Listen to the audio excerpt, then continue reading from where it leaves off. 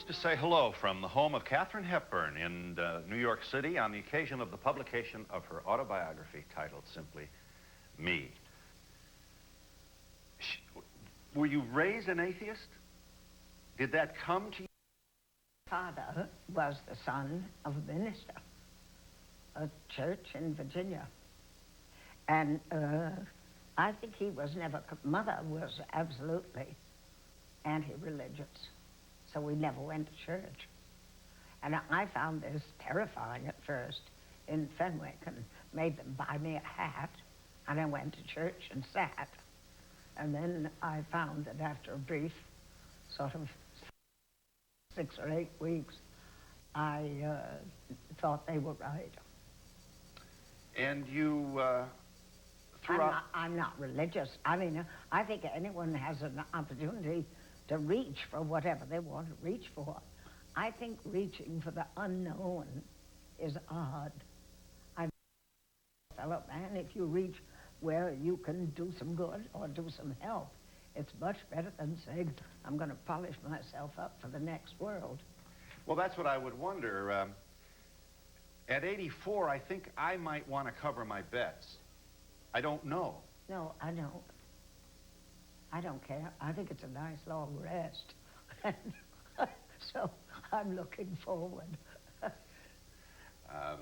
We had an atheist on once who said, there's no heaven, there's no hell, there's no angels, there's no God. When you die, you go to the ground and you're eaten by the worms and become part of the ecosphere of the planet on which, holy cow, people said, this is a very religious nation. I am impressed. No, but I think people are scared to die.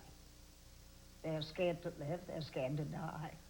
I've been very lucky because I was brought up with people who had a lot of nerve and who fought for a better life for the male and female in the world, especially the ones that didn't have a lot of money.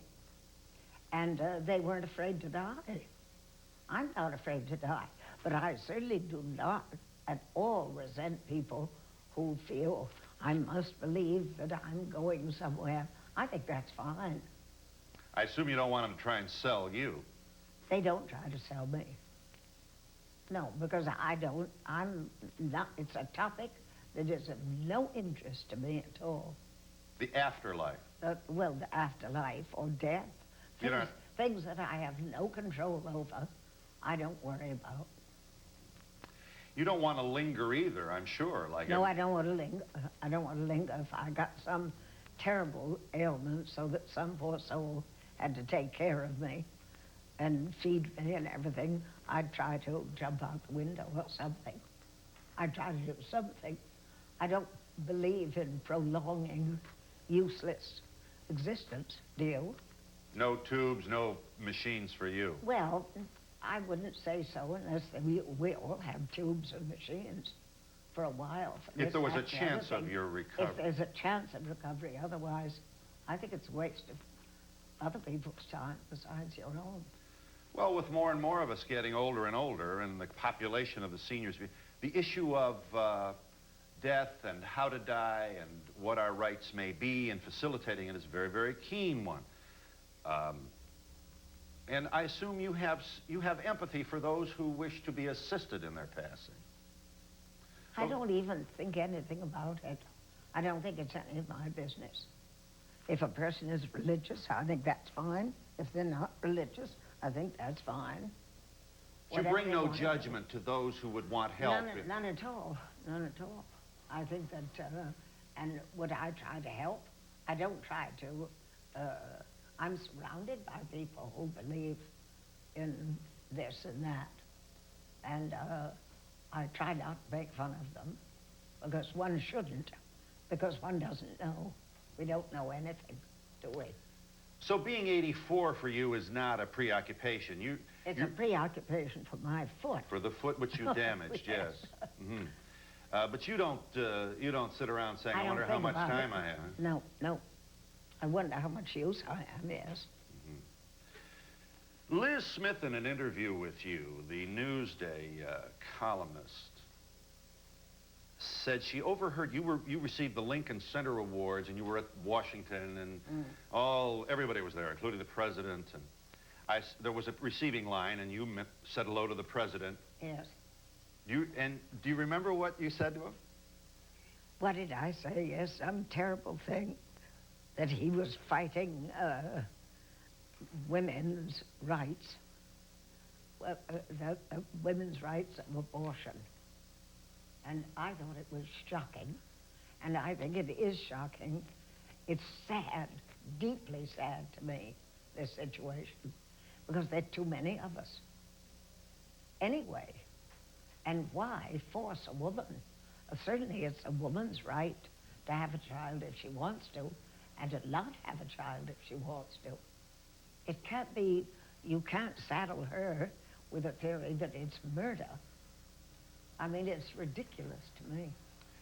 You said, I hope you change your mind on abortion. Yes. And he said... Did he answer me? I wonder. I don't think he did. I don't think he said anything. He gave me a look. Did Mrs. Bush hear you? Yes, I think she was amused. I think she smiled. As she did hear me. I wonder what her position is. I don't see how any thinking woman could say that a woman should be forced to have a baby that she doesn't want. I don't get it. Can you explain that to me? How do you feel about it? I will make, if the pro-life people could choose a spokesperson, it would not be me. But they truly, deeply, passionately believe this is a life. And it is more than that, a helpless life. But why don't they look at the people who are struggling, who are hungry, who are poverty-stricken, and have no possibility of getting anything out of life? Why don't they look at him and give him some money and support? I mean, that certainly 1,000 people miss fire because of a lack of education, because of a lack of hope, because of the necessity of supporting Ma and Pa and the rest of the kids. I mean, it's idiotic to me how anybody could think twice and not be sympathetic to the fact that there are too many of us. Your book, or I have heard you say that you were spanked as a child. Oh, yes. And one of the things you learned how to do when you were being disciplined was not to cry. That's right. I found that irritated Dad more than anything. So the way to fight back was pretend that you didn't matter. Yes, yes, yes. There is no evidence in your book that on the terribly painful moments of your life, for example, you loved your brother, your oldest brother, as you loved Spencer, and you were with them both, or you discovered their bodies. Yeah. A searing, emotional moment. You didn't cry. You didn't cry. No, I wouldn't say, no, I would say I was ordinarily sentimental, but in a serious situation, I don't cry. I do if I'm looking at a sad movie. I have tears roll down my cheeks at other people's problems. But I don't cry about something I can do something about.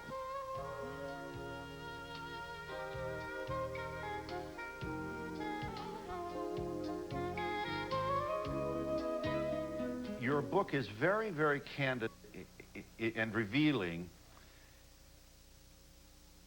On the night of Spencer's death,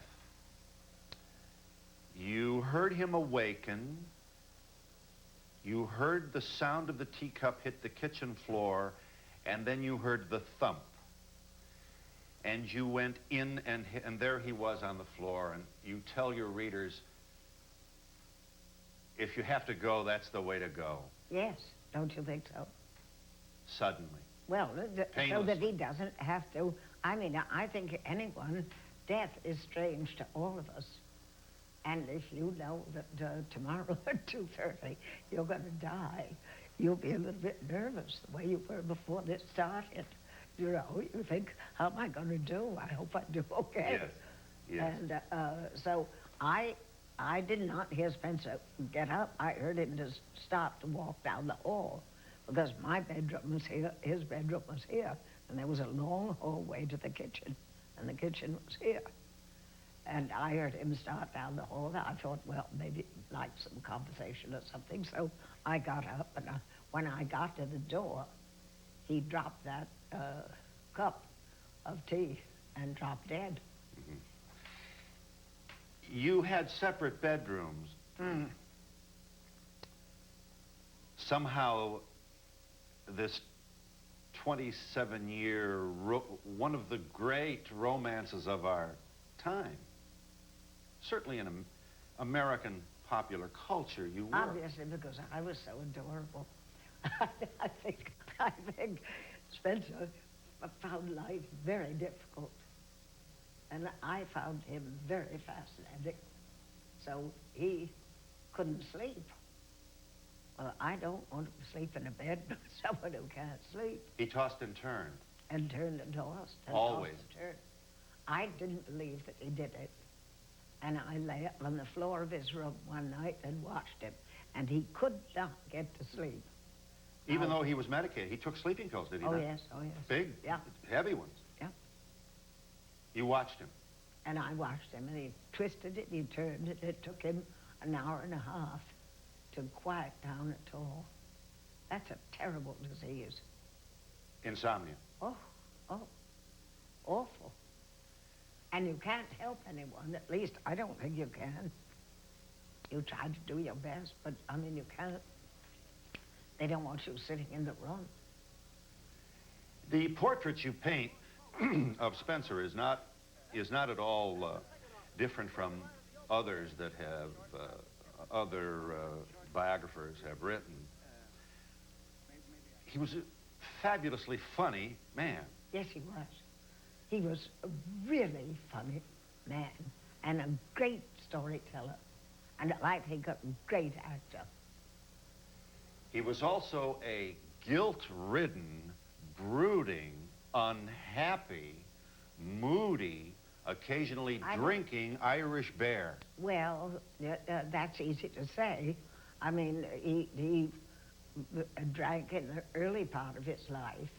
Why someone drinks and then drinks too much is a mystery, isn't it? But he was guilt-ridden. He was. Was he? What made him? You mean you think you tell us this in the book? He was guilt-ridden, so he. No, I think he was. He felt that the miseries that he'd brought on people were avoidable, and that if he hadn't existed, the world would have been better off. That's a heavy load to carry. That's what he thought? I think so. I can't say that, and he isn't here to tell us whether we're right or wrong. Well, I mean, I think he had, Johnny was born deaf. Louise, his wife, took care of him. So he felt guilty about her. He felt guilty about Johnny. You, speaking of Spencer, that lovely wild spirit full of laughter, yet so sad. Yeah. Were you sad? What was it? What? I don't know. I can't answer those questions. I don't think anyone could. Was it John being deaf? Was it that you felt you should have remained married? Yeah. Well, you were still married to Louise. I think that this is what she wanted. She just could not settle for the fact that her marriage had been a failure. Well, I don't blame her there. What else did she have? She had terrible responsibilities. And she worked among deaf children all her life, you know. And I think women are in my sympathy is with the ladies because I think they're in a difficult spot. You, on the night of Spencer's death, you called his wife. Yes. That was not the first time you had spoken to her. I honestly don't know. I think more or less. The body is on the kitchen floor and you're on the phone calling his wife. There's a movie here, Miss Hepburn. No, there's no movie there because there were the maid and her husband, and they came over, and we put Spencer in bed. And you covered him with a quilt. And then... And you lit candles, may I remind this Yes, audience? well, I wanted to make it look pretty. And it was sad, but I thought maybe it was lucky for him. He'd had a very troubled life. Does that seem unreasonable? Then I called her because he was her husband. And she'd done the best she could do. And did you call his children as well, or you couldn't No, call? Susie lived with... So did you talk to Susie when you talked to him? No, when Susie came, and then Susie and I became friends. Because I think Susie thought I'd done the best I could in the circumstances. And you and Susie did become friends Yep. after his death. Yep. Now, his wife comes over, the body is in the bed, the candles are lit, and did you greet her at the door? Yes, yes. And I said, Spencer's in there, and she walked down the hall and went in, and then she left. Stayed as long as she wanted to. You offered breakfast. Yes. Eggs, bacon. But that's not strange, is it? We're not enemies in life. No, no. I mean, I'd offer you eggs and bacon, too. Well, please, I believe this. This is not a criticism. I just am very, very compelled by a woman that you had never spoken to being notified by you of her husband's death. She comes over, you say Spencer is in the bedroom. She goes into the body to grieve, and you offer bacon and eggs. It's now 6 a.m. You were going to remove your things from the house, and you said to yourself, why am I doing this? I lived with this man for 27 years. Yes. And Louise was in the house at the time. So you came back in and... No, I don't know whether it was after she left that I thought, should I leave? I don't think so. And when did she say, I thought you were a rumor? That was on the telephone. But that was a natural thing for her to say. Does that shock you? It didn't shock me at all. I mean, what could she have thought, and what could she say to me? But you make the point in the book, 27 years, she thought this was a rumor? Yes, but I mean, what do you say when you're married to a man, and you've taken care of his children, and then he dies, and this goddamn woman who's been in her way all her lifetime calls her up and says he's dead? I don't... I think anything that Louise did was totally understandable. And I think anything I did under the circumstances was understandable. Well, I think most women would be mad as hell at you. You were the other woman. Why didn't she just... Why didn't she confront you? Why didn't... As has happened in so many painful moments... in fact, I bet you do that. I bet if you were married to a man who was seeing another woman, sooner or later you'd walk... I wouldn't confront, I bet, because if the man wished to go away, she didn't force him to go away. He left her and took me on. I don't think that's, I think that's life. Yeah. And you feel no guilt about this. About the relationship? Yes, that his marriage would have been finished anyway, and that you had nothing to do. I felt his marriage would be, yes, from all indications of what was true then, his marriage to her was pretty well finished.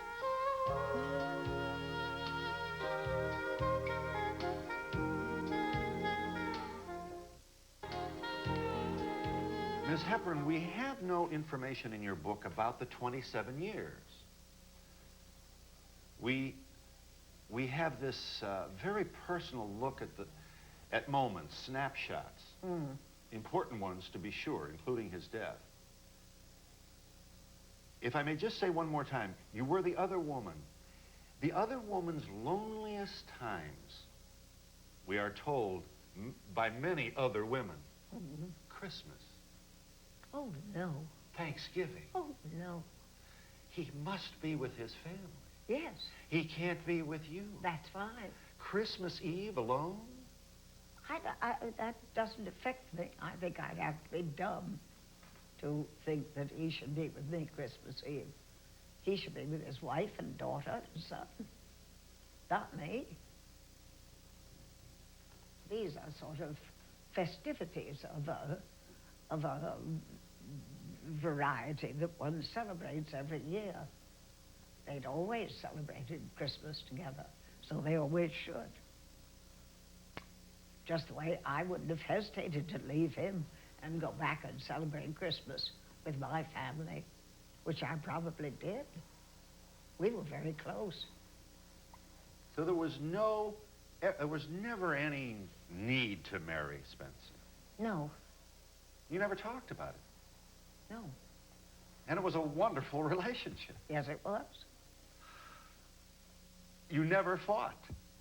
No, because as I say, I was so adorable. Life is a fascinating and easy experience for me. I mean, I'm easily adjusted.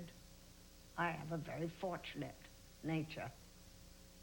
He found life extremely difficult, and he had been faced with a terribly difficult situation at home with the boy and the fact that he'd been ran around with this one and that one. Did you read Hume Cronin's memoir? Nope. You going to give it to me? No, just a moment. Oh. He is, like everyone, awed by Spencer's talent, Yes, his persona. that's right. You know, never, Spence was never over the top as an actor. No, the Dr. Jekyll and Mr. Hyde.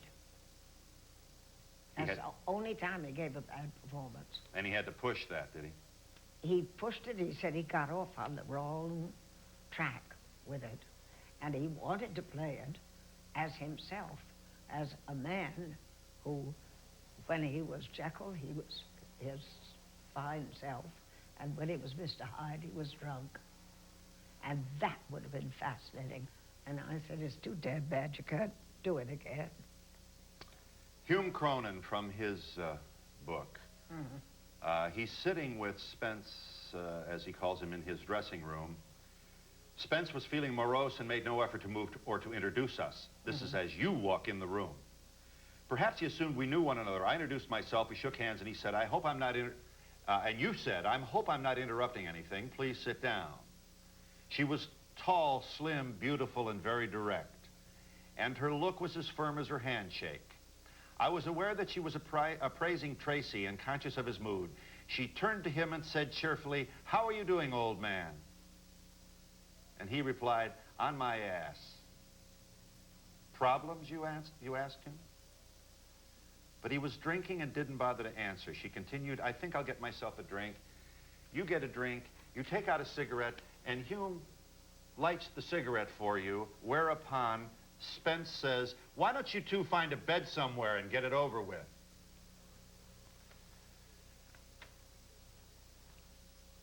Jealous. Irrationally so. No, we'd had a few. I stood there frozen until the match burned my fingers. Miss Hepburn just smiled. You remember that? No. He said to you, sit down, for God's sake. You keep bouncing around like He was drunk. I mean, what do you bring up an incident like that? You're childish, sir. You're childish because it has someone who's had too many whiskeys is apt to say, get out, you know. I don't take any of that seriously, do you? Well, Have you friends who drink too much? I accept your scolding, and I don't mean to suggest that this is a reflection of Spencer's whole life. It does give us a look, however, at a man who was episodically very, very troubled. And you do not protect Spence from this feature of his personality in your own book. It calls to mind your tolerance, your patience with him. But I have a... And shouldn't all men have this? I mean, what a wonderful, Yes. what a wonderful thing to happen to Yes. have you walk in his life. You never were judgmental. He could be terribly impolite and rude, and you saw it as the... Yes, but I didn't want... I was a totally independent person. I had been married to an angel, Luddy, whom I divorced, then played around a bit, but never felt about anyone the way I felt about Spencer. Now, Spencer was a fascinating man to me. I was not able to solve his problems, but I was able to help him by seeing that he didn't fall down the stairs, you know, or break his goddamn neck, or just be miserable. So that was my pleasure. I mean, if you're, I think it depends. You have to say, what do you expect of life? I'd known of several men who drank too much. And they were all extremely interesting. And but you couldn't be married to any of them. No, but I didn't get including married. Spencer. No. Yes, I would have married Spencer. I don't approve of marriage unless you have children. I really don't. I think people behave so badly with each other that it's a tough relationship. Any deep friendship is a tough relationship. And I think it's thrilling that as many relationships work out, and I think usually it's because the people are held together by the kids. You believe you could have been married to Spencer Tracy? If he'd insisted, I wouldn't have married anybody after I was married, as I said before, to an angel, if I couldn't get on with him. But here's what I think, and you'll straighten me out. Yes. I think if you married him, it wouldn't have lasted a year. Well, whose fault would it have been? I think what made your relationship last 27 years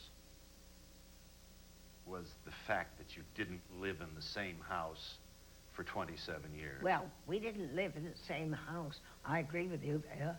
We didn't live in the same house because I don't like living in a house with anyone. I mean, I live in this house alone, thank God, you know, and I get up in the morning, the house is empty. Yes, burglars come right in, I'm alone, but there it is. And I think that I just admired Spencer, and I was helpful to him, and he was enormously interesting to me. It wasn't a one, you know, he was a fascinating, great storyteller. All the things that I can't do well, he could do well. He just couldn't live.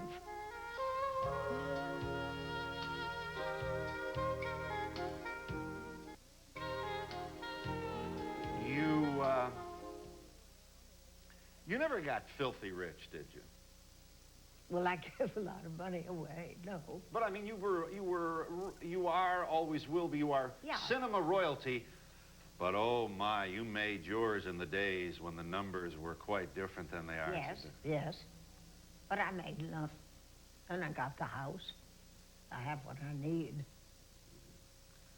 You bought this place in 1931? 1932, just.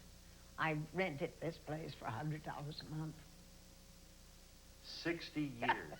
60 years. And I always paid the same rent.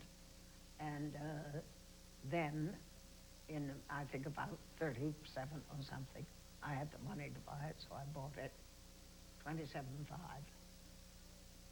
$27,500 That's right.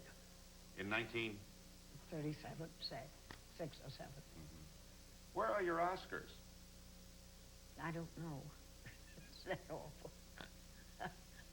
You don't know where your Oscars are? One is in an old lady's home, They're mad about it. They take it around. No Oscars. You also don't know where your naked pictures are. No. That's much more interesting. I'll say. Oh, my. Could I make $1.50 with those pictures? Luddy had those pictures. They were in a straw basket. It was about this long, about this high, about that wide. And they were in a straw basket. And I married Luddy. So maybe he burned the pictures. I can't ask him because he's dead. And you were how old? When I married him. No, when you had your naked... We just care about the naked pictures, the naked right? pictures. Well, I suppose I was 16, 17. 16? Yeah. What a bad girl you were. No. Oh, no. 16 years old, you got in the buff and reclined as a, Yes. Well, my dear. Does that shock you? Oh, yes. Didn't shock me. I thought I was very attractive. I'm sure you were. I'm sure you were.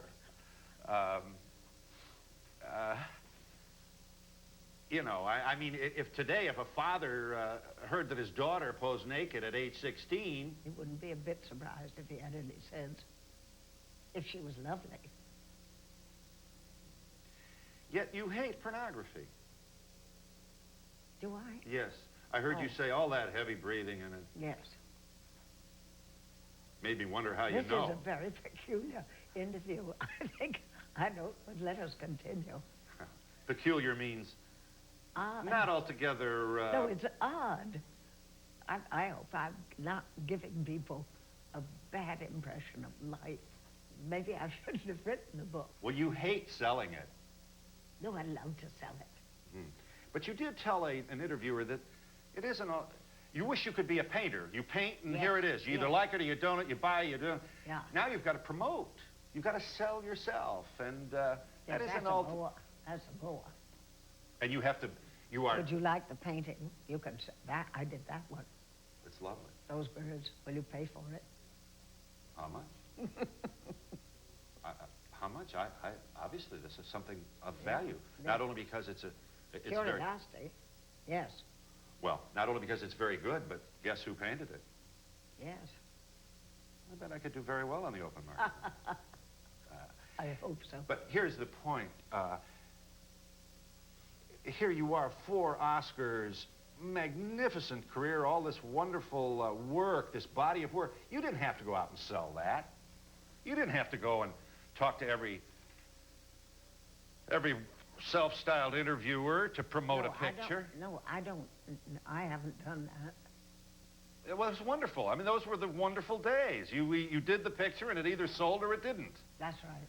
Now, 1991, you write a book. Boy, that publisher, you got to tap dance for those people. And I have a sense that this isn't altogether a positive experience. I think it's rather fun.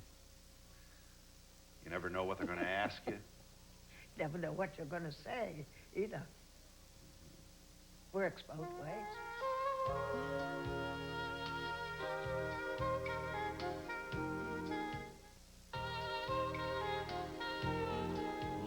Luddy doted on you.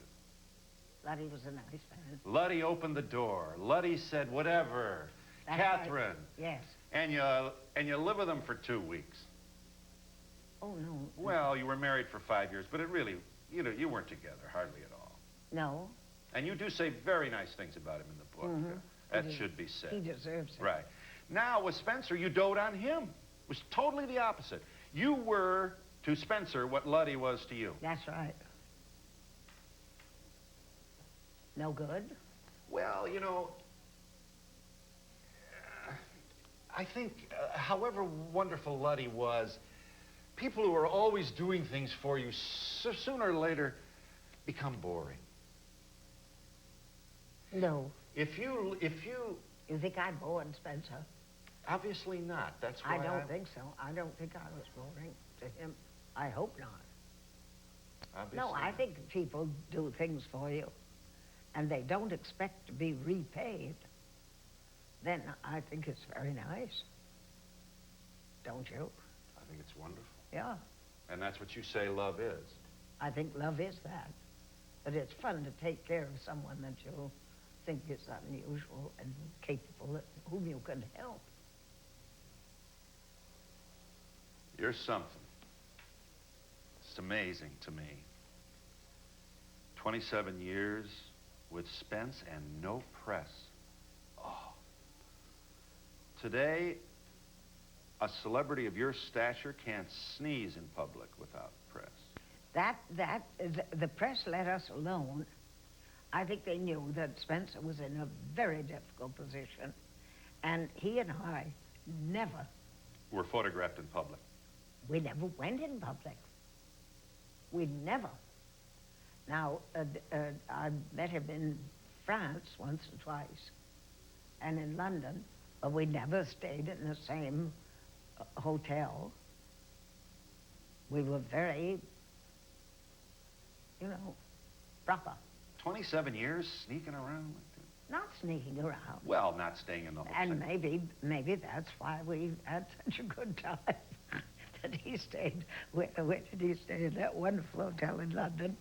And I stayed around the corner in another one. Not quite as nice, but very nice. You stayed in the lesser of the two hotels? I stayed in the hotel that I'd always stayed in. And he stayed in the fancy one. I'd traveled a lot, so, and I'm careful of money. So all in all, we have to say you have no regrets. No, I'm happy. And when you look, you've seen yourself age on film as a daily television personality would see himself age. What do you think? But you look at yourself aging. You don't. And I don't. You don't look at the old I films? never have to look at it. No, but you do see the films. You see yourself in Woman of the Year, those legs, that yes. body, those cheekbones. Yes, I used to go to all the rushes and pick and worry and choose and everything. And then I began to see other unfortunate things that were happening. And I thought, your judgment is no good, dear. Don't look at it. So you stopped then trying to... Absolutely stop looking at myself. Rose above it. What? I said I rose above it. So you're not a vulnerable ego then. You're not... I'm ego enough. But you can lash back, to be Yes, sure. yes. You're nobody's patsy. No, hope not. But you don't cave in. Well, I've thought of caving in here with you, but I thought, how do we know how it's going to end? What are we going to talk about next?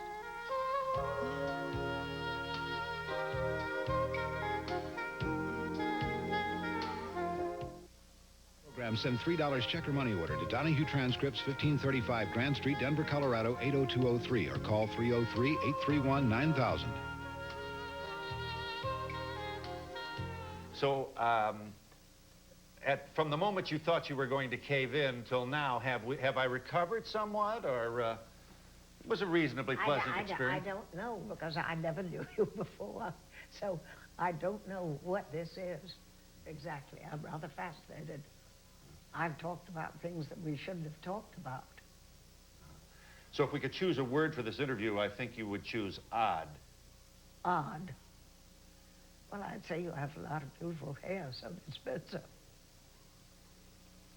Well, I'll take odd. Okay. It could be worse. You get both. I thank you for letting us invade your privacy here. Yes, I hope you don't regret it. And I hope I don't regret it. But it's very interesting to meet you. Well, let's take a breath, a couple of days, and then maybe we'll look at what we said and decide how we feel. Okay. I do thank you. You are the author of Me, Stories of My Life. Pay for the book. You want to know the truth? You didn't. I didn't. It was a gift from the publisher. Oh, no. Saying, please talk about it. Yes. So that means no autograph? No autograph. This should pay me. $25. Okay. Give it to me. That's a deal. Okay. I'll sign it. Have you got a pen? Yeah. I think it's curious that you're doing this for me before the transaction. And what's your name? Geraldo Rivera. I think. You don't know, do stopped you? for a minute. You don't What? know. What? I'll bet you don't know. And No, I you're. don't. What did Spencer do when he was on the ship and General Montgomery said, "Who are you?" Oh, wasn't that a wonderful story? He didn't tell him. Oh, no, he was He great. did not tell him. Ever. Ever. And I'm too proud to tell you. And my So we're going to sit here, and you're not going to be able to say, I'm- you're not going to be able to sign this. I'm just going to sign my name. Do you have any idea what this does to my ego? I think you're fascinating. A Why do I nameless, need to- fascinating Yes. man. Yes. 24 years on the air, over 5,000 hours, and you don't know who the hell I am. No. Do you know who I am? Have you read this book? I certainly have. Well, that's because you were paid to read it. This is very painful for me, but I'm going to tell you who I am. Okay. I'm Phil Donahue. No, you're not. What? I think we should just continue here. I think, do you want me to become a member of your staff? You don't watch television? I don't watch anything. No, I don't. I've seen you once or twice. That's all. I think you're goddamn good. So when they said they could get you, I said fine. But do you watch television? I'm a goddamn good anonymous person. But do you watch television Yes. yourself? Yes, I do. I don't. I bet you don't. I watch, to stay current, I watch.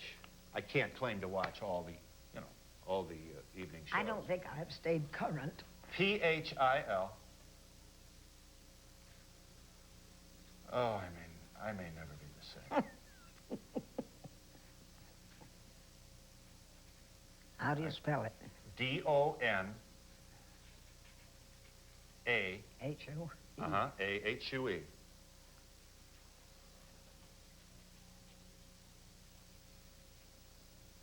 I shall treasure this always. If you find yourself getting over egotistical, you could just... I'll look at this and remember that famous pleading. Yes. And success and failure treat those two imposters just the same. Here it is. An autograph for one of her favorite television personalities. We are pleased to bid you farewell from the home of Katharine Hepburn in New York City. Still shaking. My pleasure. My pleasure. My delight. That's it. We didn't run out of tape, I hope. No, we did not. All right. We got it all. God.